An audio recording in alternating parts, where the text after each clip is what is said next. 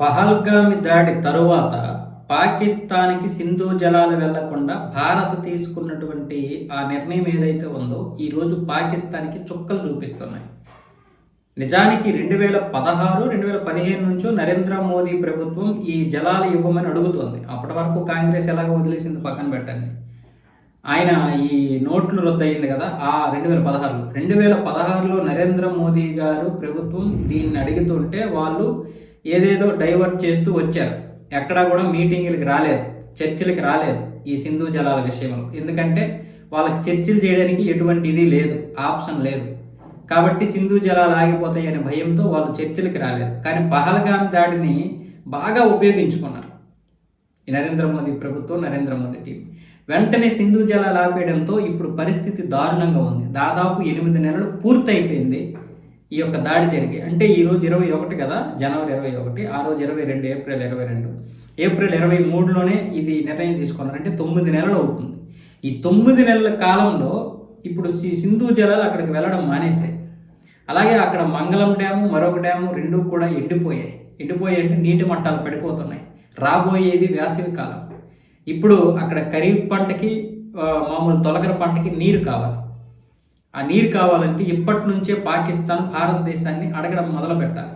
అంతర్జాతీయంగా ఒత్తిడి తీసుకురావడానికి ప్రయత్నం చేస్తుంది, కానీ అక్కడ ఆ ఇది లేదు. సింధు జలాల విషయంలో ఒక్క ప్రపంచ బ్యాంకు తప్ప ఏ దానికి అక్కడ అవకాశం లేదు. ప్రపంచ బ్యాంకు కూడా మాకు సంబంధం లేదు, మేము మధ్యవర్తిగా కూడా లేము. అక్కడ ఉన్నాము, ఏదో సంతకం చేశాము. అది భారత్కైతే భారత్, పాకిస్తాన్ అయితే మేమైతే ముందుకు రాము, తల దూర్చము.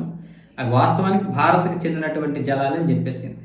ఇప్పుడు 80 నుంచి 85% ఈ నీటి మీద పడే ఆధారపడింది Sindhu province, Punjab province. So ఏం చేయాలి ఇప్పుడు? ఒకవైపు ఏమొచ్చేసి పాకిస్తాన్ భారత్ మీద కోపంగా గుడ్లప్పగిస్తుంది, మరొక వైపు ఏమొచ్చేసి ఏడుస్తుంది, మరొక వైపు ఏమొచ్చేసి బాధపడుతుంది, మరొక వైపు ఏమొచ్చేసి ఆవేశం చూపిస్తుంది. అంటే మీరు నవరసాలు ఉంటాయి కదా, ఈ నవరసాలు అనేవి ఇప్పుడు పాకిస్తాన్కి కనిపిస్తున్నాయి. రసం కారిపోతుంది. రేపు పొద్దున్న ఏ దేశము, ఏ ప్రతిపక్షము ఎవ్వరూ పాకిస్తాన్ ప్రభుత్వాన్ని అడగాల్సిన అవసరం లేదు. ప్రజలే జుట్టు పట్టుకుని పీకి లాగేస్తారు. ఎందుకంటే ఇక్కడే 15-14 కోట్ల మంది జనాభా బ్రతుకుతున్నారు సింధు ప్రావిన్స్లోను, పంజాబ్ ప్రావిన్స్లో. ఇక్కడే వ్యవసాయం, ఇక్కడే సాగునీరు, తాగునీరు, అన్నిటికీ ఆ సింధు జలాలే దిక్కు. ఆఫ్ఘనిస్తాన్ కూడా తన యొక్క డామ్ ఏదైతే ఉందో ఆ డ్యామ్ను ఆపేస్తుంది. ఆ నీటిని, ఆ నది జలాల మీద కూడా ఇప్పుడు 2 ఇది కడుతుంది డ్యాముల్ని. ఏం చేయాలి ఇప్పుడు పాకిస్తాన్ పరిస్థితి? మళ్ళీ ఒత్తిడి తెస్తుంది భారత్ మీద. భారత్ అన్యాయంగా మాకు నీరు ఇవ్వకుండా చేస్తుంది, ఇది కక్షపూరితంగా చేస్తుందని ఉంటుంది.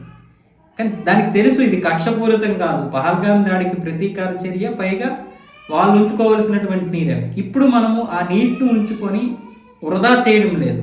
ఎందుకంటే మన యొక్క రాష్ట్రాలైనటువంటి పంజాబ్కి, హర్యానాకి, ఇంకా మిగిలితే ఉత్తరప్రదేశ్కి పంపించడానికి కూడా అవకాశం ఉంటుంది. కాబట్టి ఇలాంటి పరిస్థితుల్లో ఇప్పుడు పాకిస్తాన్కి నవరసాలు కాలిపోతున్నాయి. ఒక పక్క ఏమొచ్చేసి ఉడికిపోతుంది, మరొక వైపు ఏమొచ్చేసి కోపంతో ఉంటుంది, మరొక వైపు ఏమొచ్చేసి మొక్కుతుంది, బ్రతిమలాడుతుంది. అల్లాని మొక్కని రోజంటూ లేదంట ఈ సింధు జలాల గురించి. కొన్ని నివేదికలు చెప్పినటువంటి వాస్తవాలు ఇవి.